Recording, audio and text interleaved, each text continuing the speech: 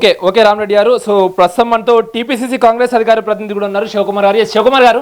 నమస్తే అక్రమ్ గారు. ఎస్ నమస్తే అండి. ఎస్ శివకుమార్ గారు, చెప్పండి. తెలంగాణ అభివృద్ధి కోసం, విద్య కోసం, వైద్య కోసం, అత్యాధునిక పెట్టుబడుల కోసము ఈ రేవంత్ రెడ్డి గారి యూకే అయినా యుఎస్ అయినా ఈ టూర్ అని కూడా ఆయన చెప్తూ వచ్చారు. మనందరం కూడా అదే అనుకున్నాము.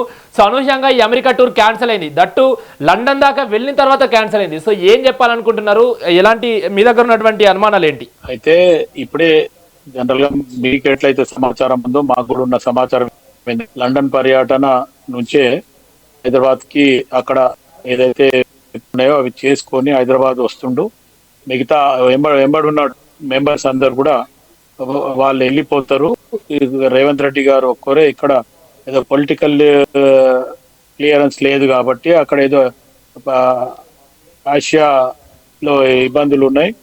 సో పొలిటికల్లీ దీని దిక్కెళ్ళి మొత్తానికి ఏదైతే సెంట్రల్ హోం శాఖ మొత్తం క్లియరెన్స్ చేయలేదు. కానీ కాంగ్రెస్ పార్టీ తెలంగాణ రాష్ట్ర శాఖ చెప్పడం ఏంటంటే చాలా రోజుల క్రితమే లండన్ పర్యటనని ప్లస్ అమెరికా ఇదంతా టూర్ మొత్తానికి 10 రోజుల టూర్ వేయడానికి పోయింది. ఈ 3 రోజులలోనే ముఖ్యమంత్రి రేవంత్ రెడ్డి ఇక్కడ అమెరికా నుంచి అక్కడ క్లియరెన్స్ దొరకలేదు, ఇటు సెంట్రల్ హోం శాఖ కరెక్ట్ గా అక్కడ స్పందించలేదు అనే రకంగానే నాకున్న సమాచారం ఇక్కడ మొత్తానికి కాంగ్రెస్ పార్టీ కూడా అదే చెప్తున్నారు. ఎందుకంటే ఏదైతే ముందు మనం అడ్వాన్స్ గా క్లియరెన్స్ గురించి ఇచ్చిన తర్వాత అయినా సెంట్రల్ హోం శాఖ ఎందుకు దానిపైన చొరవ చూపించలేదు అనే రకంగా చెప్పడము, దాని తర్వాత ఏషియా దేశాలలో కొంచెం ఇబ్బందికరంగా ఉంది, రాజకీయ ఒత్తిళ్ల వల్లనే ఇవ్వలేదు అనే రకంగా ఇంకో మాట మాట్లాడారు. అంటే యాంటీ ఇండియన్ ఆర్గనైజేషన్స్ ని కలుస్తున్నారు, అందుకే కేంద్రం దీన్ని క్యాన్సిల్ చేసిందనే ఆరోపణలు వినిపిస్తున్నాయి. సో దానికి మీ సమాధానం ఏంటి? ఇది తప్పుడు ఆలోచన,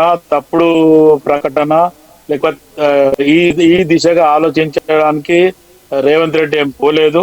ఇది మరి ఒకవేళ బీజేపీ ప్రభుత్వం అట్లా గిట్ట ఆలోచిస్తే ఇది దుర్మార్గమైన చర్య అనే రకంగానే నేను మాట్లాడతాను. ఎందుకంటే ఇప్పటికీ చాలా సార్లు పోవడం జరిగింది. గతంలో ఉన్న 9.5 సంవత్సరాలలో కేటీఆర్ కూడా పోవడం రావడం జరిగింది. ఇటు రేవంత్ రెడ్డి కూడా ఇప్పటికీ 2-3 సార్లు ఆల్రెడీ పోయేసి వచ్చిండు. హార్వర్డ్ యూనివర్సిటీలో ఆయన డిప్లొమా చేయడానికి పోయిండు.